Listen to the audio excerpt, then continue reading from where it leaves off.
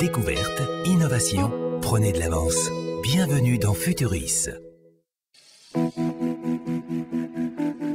C'est comme quand un robinet fuit, inexorablement, de l'énergie s'échappe de tous les appareils électroniques, même quand ils sont en veille. Ce gaspillage se retrouve sur notre facture d'électricité. Dans ce Futuris, nous verrons que l'électronique de demain s'annonce beaucoup moins gourmande. Mais tout d'abord, voyons comment réduire nos consommations énergétiques grâce à un ingénieux système d'air conditionné.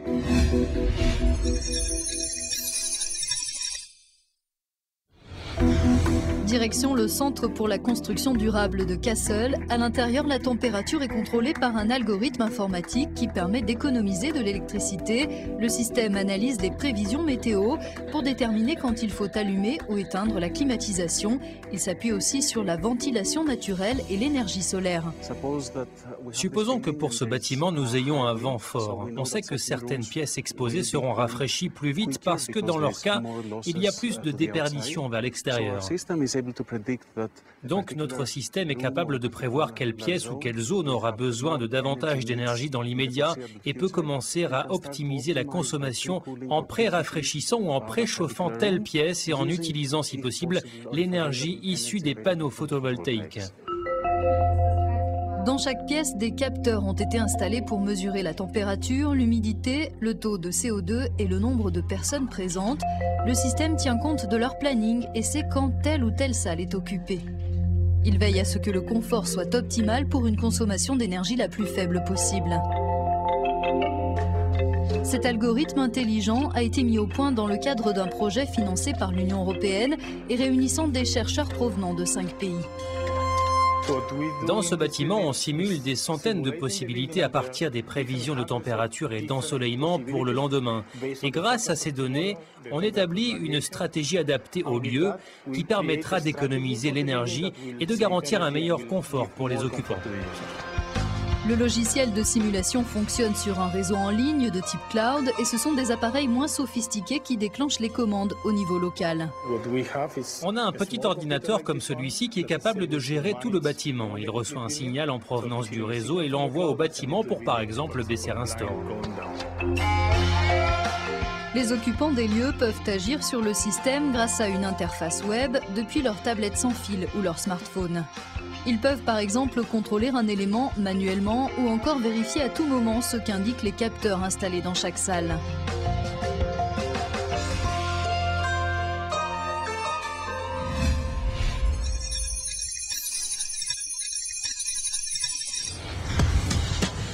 Développer de tels algorithmes à une plus grande échelle, c'est l'objectif du Centre de recherche sur l'énergie de l'Université d'Aix-la-Chapelle. Un bâtiment que l'on peut comparer à un réfrigérateur géant. Pour conserver une température adéquate dans ses bureaux, salles de conférence et laboratoires, il puise dans le sous-sol. Ce que vous voyez ici, ce sont 16 échangeurs de chaleur installés dans un forage à une profondeur de 100 mètres.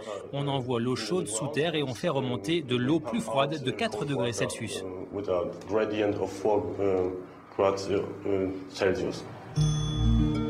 On utilise ainsi la géothermie, mais aussi les panneaux solaires sur le bâtiment et même l'excès de chaleur dans les salles où sont situés les serveurs informatiques. Grâce à différentes sources d'énergie, le système optimise la température de l'eau présente dans les canalisations intégrées dans les plafonds. Une fois que la pompe à chaleur a refroidi ou réchauffé l'eau, elle la distribue dans tout le bâtiment. Elle circule dans des canalisations placées dans les plafonds en béton. Et le système informatique indique à la pompe à chaleur quelle température l'eau devrait avoir.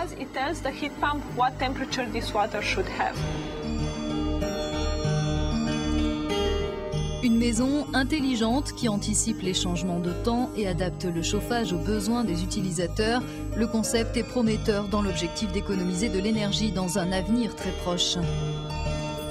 Le bâtiment s'adapte à vos habitudes quand vous rentrez chez vous après le travail, quand vous sortez pendant vos jours de repos, etc.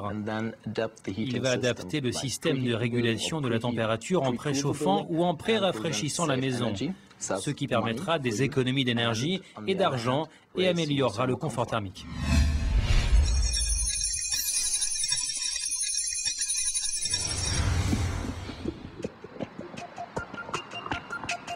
Un autre projet européen fait la chasse à ceux que l'on surnomme les vampires énergétiques. Tous les appareils électroniques engloutissent de l'électricité, même en mode veille. Rien qu'en Europe, l'énergie ainsi gaspillée correspond à la consommation électrique cumulée de l'Autriche, de la République tchèque et du Portugal. L'un des problèmes que nous avons, c'est que les transistors actuels, ces pièces qui réunissent tous les circuits électroniques, gaspillent de l'énergie. Ce qui veut dire que même s'ils ne sont pas en fonctionnement, ils continuent de consommer de l'électricité. Et donc, une quantité importante d'énergie est utilisée pour rien. On travaille sur un nouveau type de transistor, les transistors à effet tunnel, qui, on l'espère, pourront résoudre ce problème. Ils sont moins gourmands en mode veille, ils consomment moins de courant et comparé aux transistors conventionnels, il y a moins d'énergie dans les circuits électroniques. Un transistor fonctionne comme un robinet, c'est lui qui permet le passage du courant.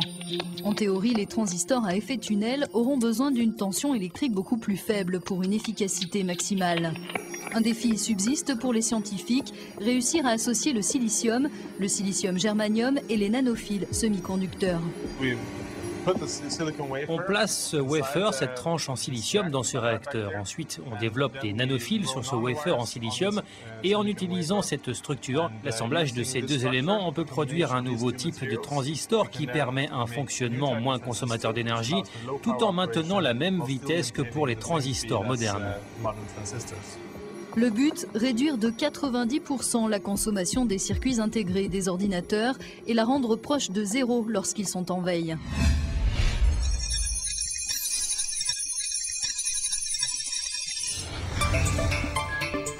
Avec une telle efficacité énergétique, de nombreux appareils n'auront plus besoin d'être alimentés en électricité. Ils la puiseront dans l'environnement. Des objets autonomes, fins et souples peuvent révolutionner certains domaines d'activité, comme la santé, la sécurité ou les communications.